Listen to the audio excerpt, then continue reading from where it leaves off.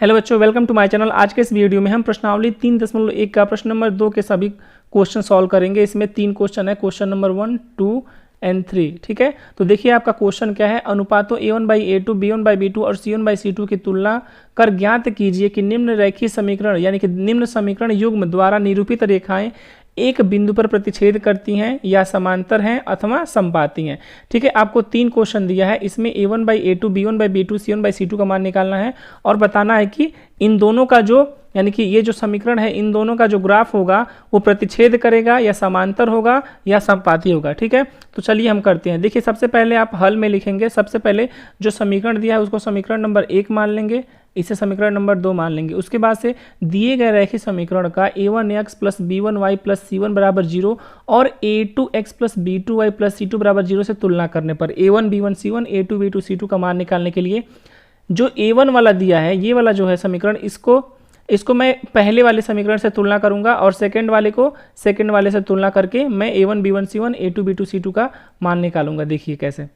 देखिए यहाँ से A1 का मान हो जाएगा 5, B1 का मान हो जाएगा -4। देखिए यहाँ पे B1 y का गुणांक B1 है, यहाँ पे y का गुणांक -4 है, तो B1 का मान -4।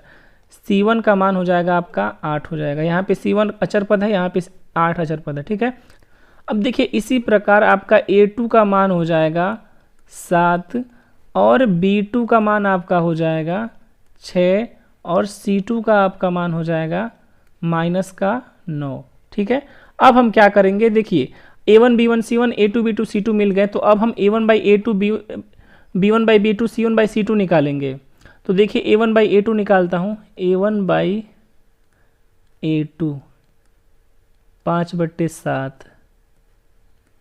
B1/B2 बराबर -4/6, C1/C2 बराबर 8/-9। यहाँ से A1/A2 B1/B2 C1/C2 का मान आ गया। अब देखिए क्या करेंगे। पहले मैं आपको फॉर्मूला दिखा देता हूँ कि कैसे हम चेक करते हैं।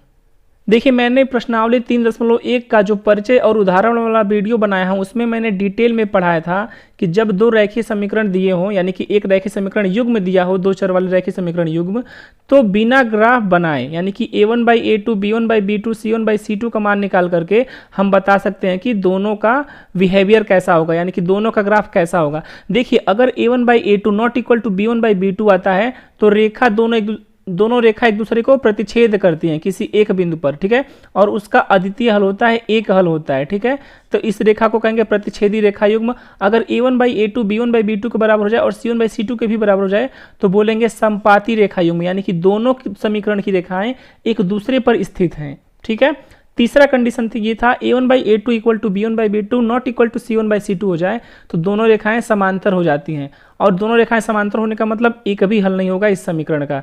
देखिए मैंने लिखा है, डिटेल में पढ़ाया है। अगर आपको डिटेल में पढ़ना है तो वीडियो का लिंक आपको डिस्क्रिप्शन में मिल जाएगा, आप दे सकते हैं। ठीक है, वीडियो का नाम है प्रश्नावली 3.1 परिचय और उदाहरण। ठीक है, देखिए अगर A1/A2 not equal to B1/B2 होगा तो अद्वितीय हल होगा और संगत युग्म होंगे। अगर A1/A2 is equal to B1/B2 is equal to C1/C2 होगा तो अनंत हल होंगे और संगत युग्म होंगे। ठीक है, और यहाँ पे समांतर जब रेखा होगा तो एक भी हल नहीं होंगे और असंगत युग्म होगा। ठीक है, अब चलिए अपना क्वेश्चन करते हैं। यहाँ पे देखिए A1/A2 यानी कि 5/7 ये बराबर नहीं हो रहा है -4/6 की। ये दोनों आपस में बराबर नहीं है। अगर A1/A2 B1/B2 के बराबर नहीं होता है तो हम आगे नहीं बढ़ते हैं। यहीं से मैं बोल दूंगा दिए गए जो रैखिक समीकरण है उनका जो ग्राफ बनेगा वो एक दूसरे को प्रतिच्छेद करेगा। ठीक है, तो यहां से मैं लिख दे रहा हूं चूंकि देखिए अब मैंने लिख दिया है चूंकि A1/A2 not equal to B1/B2 है। ठीक है, B1/B2 है, अतः हम कह सकते हैं कि दिए गए रैखिक समीकरण युग्म द्वारा बना ग्राफ प्रतिच्छेद करेगा। ठीक है, यानी कि इसका एक हल होगा। बस आपको इतना ही बताना था कि इसका ग्राफ कैसा बिहेव करेगा, तो इसका ग्राफ एक दूसरे को प्रतिच्छेद करेगा। ठीक है, सो आई होप आप लोगों को समझ आया होगा। चलिए अब क्वेश्चन सेकंड देखते हैं।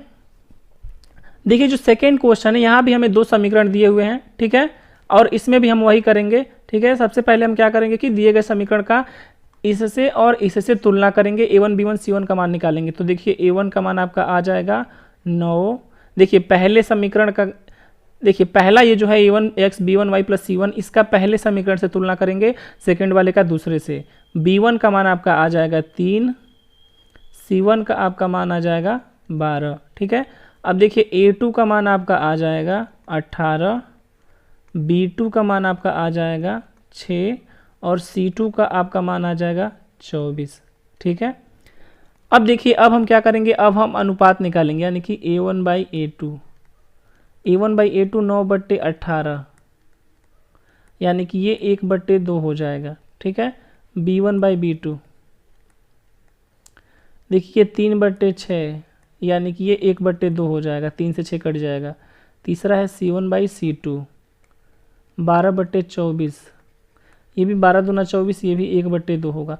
आप ये नोटिस कर पा रहे होंगे कि यहाँ पे a1 बाई a2 बराबर है b1 बाई b2 के बराबर है c1 बाई c2 के।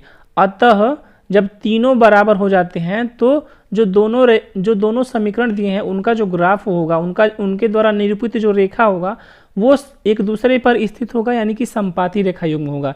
तो मैं लिख दे रहा हूं, देखिए मैंने लिख दिया, अतः दिए गए रेखीय समीकरण युग्म संपाती होंगे, ठीक है। चलिए थर्ड क्वेश्चन देखते हैं। देखिए इसे मैं पहला समीकरण मान लेता हूं, इसे दूसरा समीकरण, ठीक है। अब फिर से मैं लिखूंगा दिए गए रेखीय समीकरण का a1x plus b1y plus c1 बराबर 0 और दूसरा समीकरण जो है उसका a2x plus b2y plus c2 बराबर 0 से तुलना करने पर, तुलना करेंगे तो हमें मिलेगा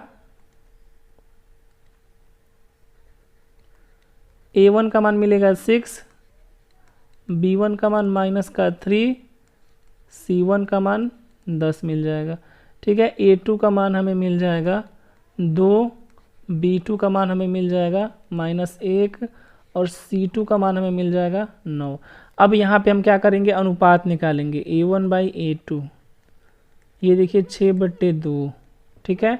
b1 बाई b2 -3/-1 बराबर, ये 1 है तो माइनस माइनस प्लस का 3 हो जाएगा, ये आपका 3 हो जाएगा, ठीक है। और यहाँ पे देखिए c1 बाई c2 बराबर 10/9, ठीक है। इसको ऐसे रहने देंगे। यहाँ पे आप नोटिस कर रहे होंगे कि a1 बाई a2 जो है वो बराबर है b1 बाई b2 के, बट वो c1 बाई c2 के बराबर नहीं है। तो जब वो c1 बाई c2 के बराबर नहीं होता है, इसका मतलब दोनों रेखीय समीकरण के जो ग्राफ होंगे या जो इनके द्वारा बनेंगी रेखाएं, वे एक दूसरे के समांतर होंगे और इसके एक भी हल नहीं होंगे। तो मैं लिख दे रहा हूं, देखिए मैंने लिख दिया, अतः दिए गए रेखीय समीकरण युग्म की रेखाएं समांतर होंगी, ठीक है। बस आपको इतना ही करना था इस क्वेश्चन में। आई होप आप लोग को समझ आया होगा। अगर आपको कोई डाउट है तो आप कमेंट बॉक्स में पूछ सकते हैं। Thanks for watching this video.